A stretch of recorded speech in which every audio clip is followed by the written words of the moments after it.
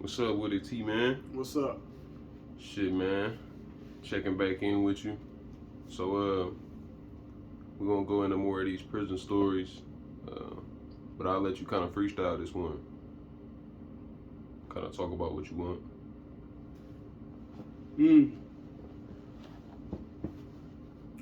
Okay. Then I got something. There's been a couple of things that I have been wanting to talk about in certain situations, just to let niggas know how awkward and crazy certain shit can get in different situations and levels. So I'm about to talk about. I'm gonna talk about something kind of sensitive to me that I witnessed in prison, and it make you think too. You know, you got most of you bitches out there, or females, excuse me, that be talking about down low niggas. Now y'all get it fucked up with certain motherfuckers because everybody ain't on that shit. I dare any of you bitches try to play with me like that, slap the shit out you. Anyway, as I told y'all the last time, I rode with the Stones, you know what I mean? And I'm not gonna put his name out there, I'm gonna call him Mr. Mr. was a respected black stone from Chicago, an older cat. As a matter of fact, if I ain't mistaken, I don't have no facts to prove this, but from what was heard or told to me, you know what I'm saying? He used to be one of the right-hand mans for Jeff Ford back in the days. And funny, cool-ass nigga. You know, at the introduction, when I start to get to know the nigga, he was a funny, cool-ass nigga. It was a time where one of the Stones approached everybody and was like, look, we got some information from somebody in another unit where Mr. was at. And Mr., mind you, Mr. was like, if I'm mistaken, Mr. was a general. You know what I'm saying? And they're like, yeah, we've been hearing that he bogus on some gay shit. You know what I'm saying? So everybody like, what? Niggas is not believing it. Niggas is getting ready to try to like crush anybody who said that.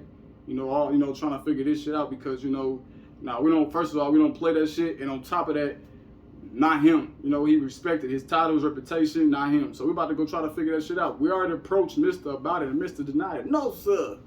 No, sir. No, sir. We're like, all right, we believe you, you know what I'm saying? Of course, we about to go figure out who the fuck is talking and saying this shit so we can get in their ass. So basically, you was rolling with them? Yeah. When you was on that compound? Yeah. Okay. And if people want to know why, I'm going to let you know this. It's because it is the facts. Not every nigga in Omaha hot. You know, you got some real niggas and shit. But where I was at, yeah, it was a lot of you niggas that was fucked up. Yeah, from your city, so you ain't trying to roll with no. Nah. Yeah, so you gotta, in the feds, you gotta find somebody to roll with. Yeah. As long as it was geographically in the Midwest, you know what I'm saying? That's what it was. You see what I'm saying? I'm not about to be doing none of that. That's not how I do it. You know what I'm saying? And there's some of you niggas that know who I'm talking about if you is looking at this that's supposed to have, you know, you had good paperwork, you know, your paperwork was good, but you was still hanging out with hot niggas. Like they're your best friends and shit. So yeah. With that being said, we go to find a couple other people who were saying this about Mr. And one of them was like, nah, bro, I wouldn't do that. You know what I'm saying? I fuck with dude. You know, I fuck with y'all. So I wouldn't say that, you know what I'm saying, about him if it wasn't true. So we're like, you got any proof? Because we don't go off of allegations and shit. We need facts. You know what I'm saying? If there ain't no facts there, we're going to leave that shit alone with it. You know what I'm saying? Time being. But we like, well, I ain't got no per se proof, but this is how we found out. So somebody told us that this man been doing some down low shit with this white dude. He's child molester too. He was a child molester. And he ain't had no teeth. And said he was getting head from the nigga for 2 months in the bathroom stall at nighttime when everybody was asleep in the unit. Every like 2 months. We was wondering, see, we got a box, right? This is where we say we pay dues, so when a new stone come in, he can have, you know, your care package, you know, hygiene, food, whatever when you first get in.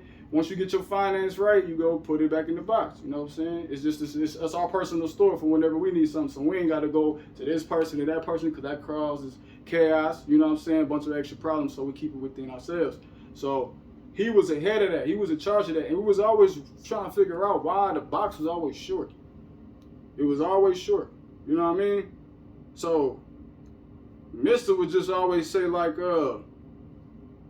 he must have he must have not wrote the right shit down. Somebody must have took it. You know what I'm saying? One of the guys must have took it. You know, he just didn't put it inside the, inside the file or whatever. You know, keeping up with the shit. So we kept, we didn't think nothing of it. You know what I mean? Because over 2 months spent, it was at least like what, about $200 missing. Which well, all that shit, that really wasn't nothing compared to everything else that was in there. So, come to find out, one of the dudes actually went inside the bathroom one night. And, up in the morning, going to go take a piss and shit. And as he in the stall, and then, taking the piss in the urine or whatever, he was like, heard something. Sound like some motherfucking sucking and shit. So, he know he ain't tripping. He looked down to look and see it's knees on the ground. Yeah, it's some knees on the ground. And then he sees some legs standing up, some nigga legs. Yeah, white man with his knees on the ground with Skechers on, and the nigga with the Nikes on, standing up. So he like, oh fuck. So he smells some K2 smoke in the air. So he go under the next stall, pretending, like it was nothing, being real quiet. And he go under the stall, kind of like look up. There go Mister. Smoking a J. While he getting this motherfucking, he getting his demonstration on with this fucking child molester. Enjoying himself. It ain't that shit actually fucked us up. But man, ain't that some shit. So he caught him red-handed. This time he seen him live in action, and this is the type of dude, this was just a type of individual where we respected him because he was about that miss, you know what I'm saying? His paperwork was straight, you know what I'm saying? And he fucked with us, you know what I mean? So when he came to us and told us verbatim, and told him that he willing to take it to his face because he had no reason to lie, we already knew, you know what I'm saying? We already pretty much knew. We still had to go by protocols though to make sure, do everything else. But he came straight up to us like, hey bro, I caught that nigga inside the store getting topped up by a dude smoking the K2. Yeah. Late at night when everybody was sleeping around like 2 in the morning. Yeah. This was dorms. We was in dorms this time. That was my first spot. You know what I'm saying? This ain't talking about McDowell. I'm talking about this was my first spot. So we go set it up to where we acting like we about to have a meeting. You know what I mean, outside. So before we had the meeting, before that meeting took place earlier that day, we went to find the dude that was supposed to be the nigga giving them the demonstration. We find him. We like, yeah, so we've been hearing that Mister and you been having some things going. You know what I mean? We wanted to know if you can clarify that to tell us if that was true or not. He like, well, I don't know if I should say. We like, bitch, if you don't say something, we gonna crush you and crush him regardless. You know what I'm saying? So it's best for you to tell us now because this affects us. You know what I'm saying? Fuck you, that's you. We ain't after you trying to hurt you. But we rather you be honest right now because it's supposed to be our brother, and we don't do shit like that. So we want to know. You know what I'm saying? He like, well, yeah, I have been doing that. We've been doing this for about 2 or 3 months. And we like, okay, so how did it start? He said, well, he came down, he pulled down on me one day and told me, that I can't really recall, but I want to say it was something like he liked it on or some shit like that, some weird shit, you know what I'm saying? And he was like, yeah, so he started offering to pay me, because I don't really get money sent in, so he started offering me we said, whatever in my box you want, I'll give it to you for this. And then that's what explained the shit being missing from the box. He was paying him for them whole 2 or 3 months under the table to get his shit, to get his like that's fucked up, bro. Like the man already bogus for that, but then he was using the guy's finance for the brothers to pay for some dislawful shit. You know what I mean? It was set in stone. We figured it out. Cool. You know what I mean? We appreciate it. Set the meeting up. Seen dude, and he already knew what it was. We could tell. We could tell on his face. You know what I'm saying? The whole time since this shit started, he kind of acted weird. So we're like, what's up? What's up, Stone? You know, what's up, G? Shaking my all well, officer. So listen, let's get straight to the business. We've been told that you was doing some homosexual activities with a Roman. You know what I'm saying? He like, no, sir. No, sir. Oh, who said that? No, not me. No, sir.